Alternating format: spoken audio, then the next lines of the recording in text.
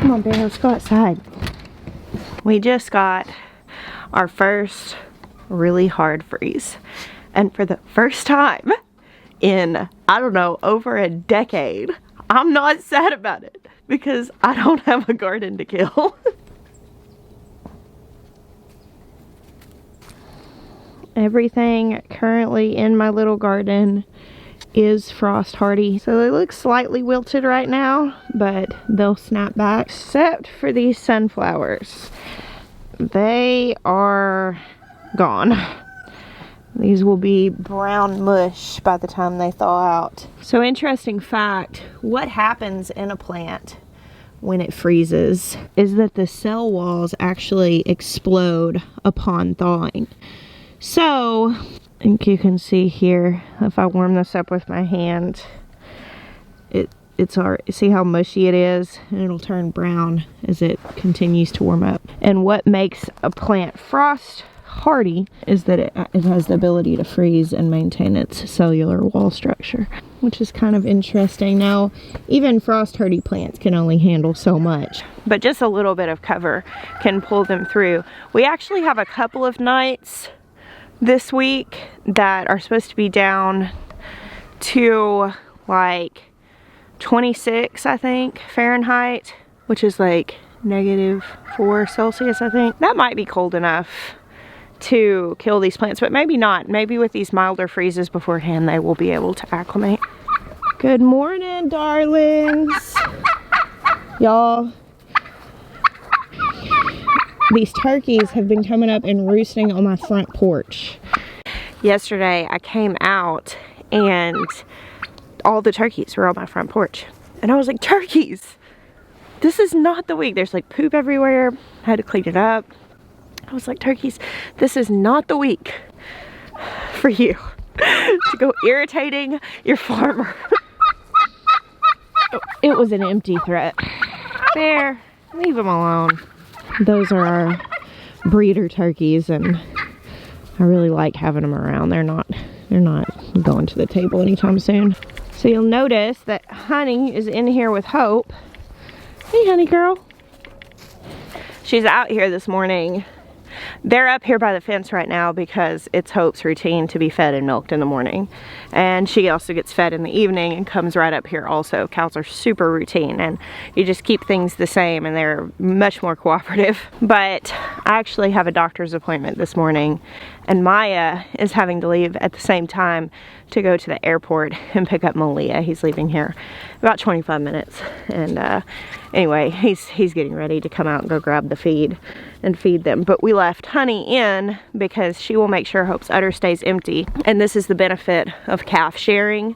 Honey is very much old enough to be weaned at this point, but as I was learning to milk and getting through the holidays and all of that, I wanted to have a little more freedom. And last night we were able to say, oh, our morning is really crazy, we got to go in opposite directions, let's go ahead and leave the calf on. Of course we don't want to do that very much because we're paying for feed and we want as much milk as possible from that financial investment, but it is nice to have the freedom on a morning like this. Living in a place that doesn't get very cold means not being prepared when it does. I don't have a scraper out here and my windshield's covered in ice. I've mentioned a few doctor's appointments lately. I am dealing with some health stuff. It's nothing super serious, but it's stuff that just needs to be handled. It's really easy when you have a lot going on, especially when you're the mama. You take care of a lot of people to ignore things that you should not ignore. And I've kind of been doing that for a long time. And I was actually talking to a friend of mine that went through breast cancer last year, and she was kind of talking about how she could have handled things sooner and it probably wouldn't have been as rough of a time. And she pulled through and thankfully is in remission. It really like convicted me of not taking care of myself and ignoring things. So, wow. What do you think, Bear? So lovely. When I was a teenager, when I first started learning photography as a teenager and I got like my first SLR film camera, I remember this one morning going out and it was real frosty like this, like everything was white and you have ice crystals on everything, and using like an entire roll of film. Back then you had to be a little bit more mindful about the photos that you took, whereas now with our phones and with digital, I mean, you just take as many as you want. But I remember like making this conscious choice to use an entire roll of film, which was a big deal, taking all these up close like macro style photos of all these ice crystals. I wish I could find them. Of course, now the only copies of those I have are the original paper copies of getting them printed. I always think of that whenever I come out, about how fascinating and beautiful everything being covered in crystals is to me. I mean, it is understandably fascinating, I think. It's funny because I guess I think of that because I come out and I still feel that exact same fascination that I did whenever I was so young. What are you doing, Katie girl? It's like my dogs know where I'm going or something. Hey guys. Oh, I wish that you all could just feel this. So the health stuff, I'll probably be pretty private about that right now.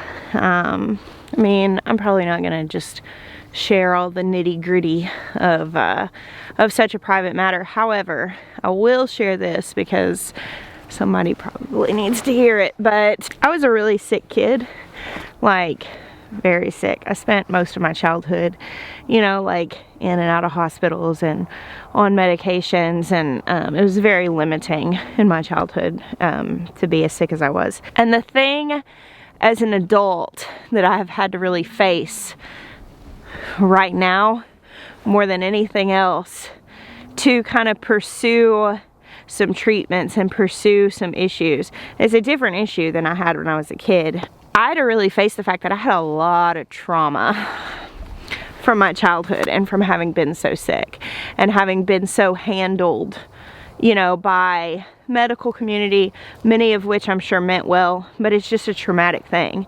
especially if you have issues just private in nature, and my issues growing up were with my urinary tract.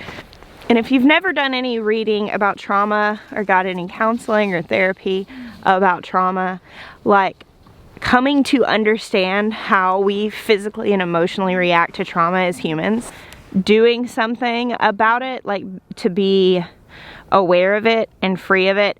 And some things, when you have trauma, it's just the awareness of it, where you can be like, oh, my reaction right now is not the truth. This is a trauma response. Like that kind of thing. I know there are a lot of people who blow stuff like that off, and they're like, oh, like, you know, toughen up or get over it or let it go. Life happens. People have been through worse. Like, I've heard people say all kinds of stuff, but I also see so many people living, reacting to their life instead of responding to it. And so much of that is from really deeply rooted traumas. And I won't go into a lot about it because I'm not an expert. I don't know a ton of resources. I don't know, like, I don't even know really what direction to send people in who go, yeah, I have that problem, can you help me? I probably can't really, but I can tell you, like, that is worth pursuing. Like, if you have faced anything traumatic, and it doesn't have to be traumatic by somebody else's definition for it to be a valid trauma. Like I said, that's kind of a very deep pool that I'm not going to really dive into, but I am going to point to it and say, hey, that's a valid thing. Like, that's something that has been life-changing for me, is to recognize and reveal and go through some of those really deeply rooted traumas. And for me, like, one of the reasons I've had some pretty persistent issues in my adult life,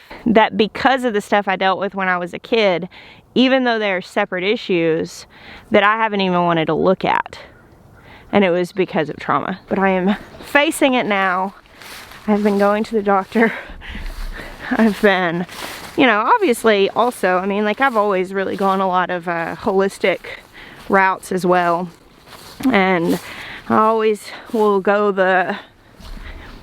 and I mean, obviously, like, I mean, I've managed a lot of things with, like, holistic care, but it's time to really get to the bottom of it, find out what's going on, and that's what I've been doing. And it's been going really well. It's been a really positive experience, and I feel extremely hopeful.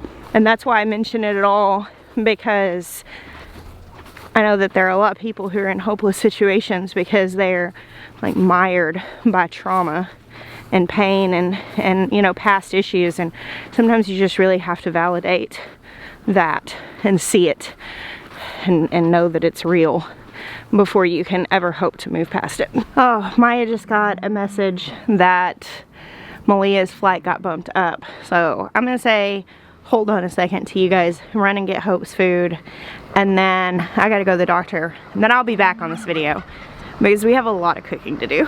What are you doing, guys? I'm just holding down this Watching trigger Justin Rhodes. to the little orange light. You watching him? Yeah. I don't know, I count 30 seconds. You started watching Justin's videos yesterday, watched them for a while yesterday and today, huh? Why is that? Hey, do you see I like him? to play with them. You're ready to play with them? Sweet. So we're actually going over to the Rhodes house this weekend. Of course, they're a lot closer to us now that we live over here. And I'm taking my dad there while he's in town, and we're all gonna do the viewing of their show's new episode, Rooted, and our show's new episode, Wilder Still, both of which are available on Abundance Plus. This is the streaming service that Justin has created, and our new show that we have been filming with a very high quality production crew is available on Abundance Plus. And the new episode comes out tonight for everybody else. So those of you who already have an Abundance Plus membership will be seeing that tonight. And if you're interested in one, I will put a link down below for where you can sign up. And it's kind of cool because we did like a kind of Thanksgiving themed episode and talked about some really sweet memories and shared some of my favorite recipes, and I really like how it turned out. I like how every episode has had kind of a different feel. And I'm taking my dad and stepmom, who are here visiting for Thanksgiving, up there this weekend, as well as the kids. So we're gonna view all that together with our friends. And Ben has been so excited to play with his friends that while I've been doing all this cooking and stuff in the kitchen the last couple days, he's been watching Justin's vlog the whole time. It's really sweet. So today I am currently mixing up some sourdough, which you guys gave me a lot of great tips as far as keeping my sourdough warm. But I will tell you where I started a new starter from the dehydrated starter that was sent to me by a viewer. Thank you, Megan, you saved the day. That starter has just taken off, and the house has been plenty warm for it, even with it being a little cool because it's so active. So I've been getting that going. I officially baked my first successful sourdough loaf, and I'll share more about this process as I feel more confident in it, where I can make more tutorials. But I never wanted to be without that great starter again, so I put some in the fridge, and I actually took some of the extra and laid it out on this sheet, and I've just been letting it air dry. It just got dried enough that I could crumble it up. And when you dehydrate it like this, you can save it for a really long time, and you just rehydrate it and you have active starter. So once I got the active starter, I didn't want to be without it. And I'm making a couple loaves of sourdough bread today. I'll probably crank out maybe like 4 today, actually. I'm gonna try to make extra. This is a double batch right here, and I'll probably do another bowl in a little bit. Because I really want to use this in all of my stuffings and my dressing and stuff tomorrow. Which, by the way, stuffing and dressing are different things. I don't know if that's a Southern thing. Is it? Do you know this? That stuffing and dressing are 2 completely different dishes? Similar, but both necessary on the Thanksgiving table. And I wanted to use my own sourdough for that. For me, making Thanksgiving, I just really love using as many of my own ingredients as possible because it just makes it really special. And since I don't have like a lot of veggies and stuff coming off of my farm right now, doing things like this kind of helps me still have that feeling. All right, I'm gonna cover this with a nice damp cloth, and I'll start stretching it here in about an hour. You know, I made 2 like major stinker recipes of bread. Like, I failed bad. They looked like bread frisbees. I sometimes have a difficult time grasping a new concept when I'm trying to learn it. it's just something I've always dealt with. Like, I'm really good at hands-on learning. If I can sit with a person and watch them do something, I can do it. But even on video, for some reason, it really makes it hard. And it's why I'm very conscious when I do things how I explain them, is because I explain them how I need somebody to explain them for me to learn them. And I was having a very hard time with the sourdough. I just could not, it wasn't clicking for me. And, you know, Maya came out here the other morning and I'm sitting in the living room. He's like, are you watching Jill on YouTube? My friend Jill with Spring Willow Farm, who bought my house in Arkansas. And I was like, yeah, I am. I was like, I think if I watch somebody's video who I know, and therefore there's not this mental block thing, maybe it'll click. And sure enough, I just followed Jill's instructions and baked a beautiful loaf of sourdough bread. And I was like, finally. And now it's like, the light's on and it's the shroud of mystery is removed. So thank you, Jill. I should have gone there in the first place. I was trying to read all these sourdough books and I'm not there yet. I needed just a simple explanation by somebody that I knew I could follow. And so what do? You go to your friend who happens to have a YouTube channel. So here I have my computer with part of my new book pulled up that I was going over here in the kitchen. And I've got, this is one of the projects that I just did. This is a big old bottle of what will be homemade vanilla extract. This is one of the easiest things that you can make at home. You just put vanilla beans in a bottle of liquor, alcohol. This is vodka. Stick it in the cabinet for like 4 to 6 weeks. I put a lot of beans in mine because I'll reuse them. So I will just pour, when this gets about halfway down, I'll just pour more vodka in it and it'll dilute what's already in there. But I'll just keep doing that. And if you do it like that, you can keep this going and probably get a solid like 3 or 4 fillings out of these beans turning into extract. So I'm getting my bread started. I will probably go ahead and bake a few loaves of yeast bread. I use my friend Amanda's white bread recipe. I'll put a link to her video down below where she talks about it. And it always turns out well. And I'm doing that just in case my sourdough doesn't turn out great. And worst case scenario, we end up with extra bread and we can use that for leftover turkey and dressing and cranberry sauce sandwiches, which if you've never done that, you should definitely do it. So now, bread, I gotta get some cornbread going, and this evening I'll start working on pies. I'm gonna run into town once I get the bread rising. I had this idea for a new tradition and I want to share it with you guys because I think it's a pretty good idea. I'm actually going to run to town and get a jigsaw puzzle. Now, I have a few jigsaw puzzles, but we couldn't find them. They're probably out in a box in our shipping container and we're just not easily locating them. But I'm going to go get a jigsaw puzzle. And tomorrow morning when we get up, I make breakfast on Thanksgiving. And I'm going to put a jigsaw puzzle on the table where we can start it. And we have a pretty big family. I have several family members in for Thanksgiving, and I host Thanksgiving. But of course I'm in the kitchen all day and everybody else is playing football outside, maybe watching a movie, they're in and out. And my idea was, let's start a jigsaw puzzle on the table, and throughout the day when I'm taking a little break or when people come through, everybody can sit down and just work on it a little bit. There's something really cool about everybody working on a puzzle together, and they really do suck you in. I love to do jigsaw puzzles, and I thought, wouldn't it be really cool to make this tradition that throughout Thanksgiving there's a jigsaw puzzle on the table and people sitting down and like working on it together for a little bit, for longer, you know, like different, everybody kind of pitching in a little bit and finishing it by the evening meal whenever you then can take it off the table. And year after year, I just think that would be a really cool tradition. It would kind of bring traffic in, and where I could have, you know, the company of everybody for a little bit throughout the day, because I love when people sit and talk to me while I cook. And I had this idea yesterday and I asked Maya if he could look for puzzles. He didn't find one. So I'm gonna run and get one after I get my bread rising. But I'm excited. I hope you guys are excited. We love Thanksgiving. It's such a special time. So I am thankful for you hanging out with me today. And bless you. Until next time.